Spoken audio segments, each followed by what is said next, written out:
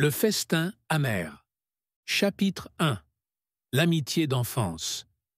Dans les ruelles bordées de manguiers du quartier populaire de Cocody, Fatou et Aïcha avaient grandi comme des sœurs. Elles partageaient tout, leurs jeux, leurs secrets et leurs rêves d'avenir. Fatou rêvait de devenir chef d'un grand restaurant, tandis qu'Aïcha rêvait d'ouvrir une boutique de vêtements. Elle riait souvent en disant « Un jour, ton restaurant et ma boutique seront côte à côte, comme nous. » Mais la vie ne suivit pas leurs rêves.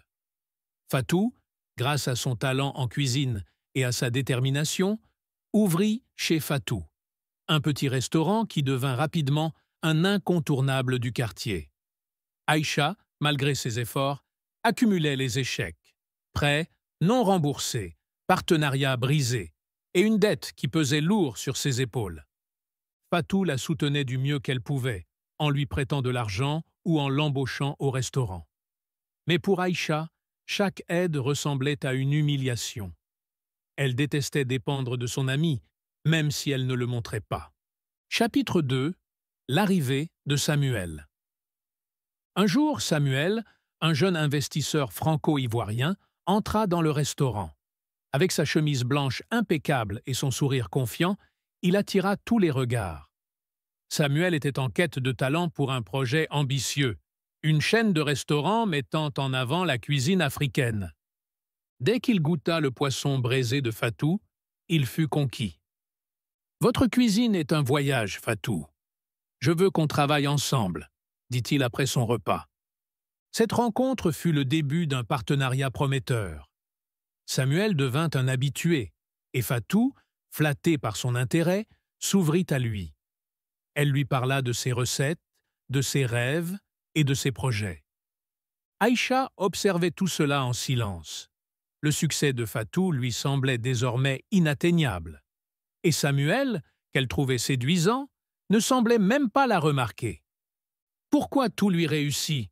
Pourquoi pas moi ?» pensa-t-elle en regardant Fatou rire avec Samuel. Chapitre 3. Le germe de la jalousie. Le restaurant chez Fatou devint encore plus fréquenté. Fatou embaucha son jeune frère Moussa pour l'aider en salle, et Clarisse, une voisine discrète mais efficace, comme serveuse. Aïcha, quant à elle, semblait de plus en plus distante. Un soir, après la fermeture, Fatou tenta de parler à son amie. « Aïcha, tu vas bien? Tu es différente ces derniers temps. »« Tout va bien, » répondit Aïcha sèchement. « Je suis juste fatiguée. » En réalité, la jalousie d'Aïcha se transformait en rancune. Un jour, elle croisa Maman Traoré, une vieille femme connue pour ses remèdes traditionnels. En discutant, elle laissa échapper sa frustration. « Ma sœur d'enfance a tout, le succès, l'amour des gens, même les hommes. Moi, je n'ai rien. » Maman Traoré lui tendit une petite poudre. « Cette poudre peut ralentir ceux qui vont trop vite. Réfléchis bien avant de l'utiliser. » Chapitre 4. La fête de célébration. Fatou organisa une grande fête pour annoncer officiellement son partenariat avec Samuel. Le restaurant était décoré de guirlandes colorées et une scène improvisée accueillait des musiciens locaux. Toute la communauté était présente. Moussa supervisait le bar, Clarisse s'assurait que chaque table était servie, et Aïcha avait insisté pour gérer la cuisine. Fatou, vêtue d'un magnifique pagne, resplendissait. « Merci à tous d'être là, » dit-elle en levant un verre. « Ce succès n'est pas seulement le mien, c'est celui de tout Cocody. » Aïcha, dans la cuisine, observait Fatou à travers une fenêtre. Son sourire s'effaça lorsqu'elle sortit la poudre donnée par Maman Traoré.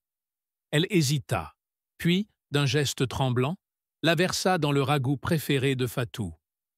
Ce n'est pas pour lui faire du mal, juste pour lui montrer qu'elle n'est pas invincible, murmura-t-elle pour se rassurer. Chapitre 5. L'effondrement. Fatou goûta à peine à son plat avant de se lever pour porter un toast. À la réussite, à l'amitié et au... Elle vacilla soudain, une main sur son ventre. Je ne me sens pas bien. Sous les regards horrifiés des invités, elle s'effondra. Moussa se précipita pour la soutenir. Samuel appela une ambulance et Clarisse éclata en sanglots. Aïcha, figée, ne bougea pas. À l'hôpital, les médecins confirmèrent qu'elle avait été empoisonnée. Mais heureusement, sa vie n'était pas en danger. Les employés et amis commencèrent à murmurer. Moussa remarqua qu'Aïcha avait été la dernière à manipuler le plat de sa sœur. « Dis-moi la vérité, Aïcha », l'interrogea-t-il dans la cour de l'hôpital. « Tu as fait quelque chose, n'est-ce pas ?» Aïcha fondit en larmes. « Je ne voulais pas que ça aille aussi loin. Je voulais juste qu'elle ralentisse, qu'elle sache ce que c'est d'avoir des obstacles. » Chapitre 6. Le prix de la trahison.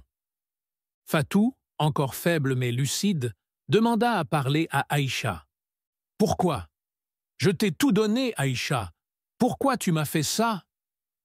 Aïcha, honteuse, baissa les yeux. « Parce que je t'enviais. Parce que je voulais ce que tu avais. » Fatou la regarda longuement, les larmes aux yeux. « Je te pardonne, mais je ne pourrai jamais oublier. Quitte ma vie, Aïcha. Nous n'avons plus rien à partager. » Le quartier rejeta Aïcha et elle quitta Cocody. Elle erra de ville en ville, hantée par sa faute, tandis que Fatou reconstruisait sa vie. Épilogue. Des années plus tard, Fatou ouvrit une chaîne de restaurants à succès, devenant une icône de la cuisine ivoirienne.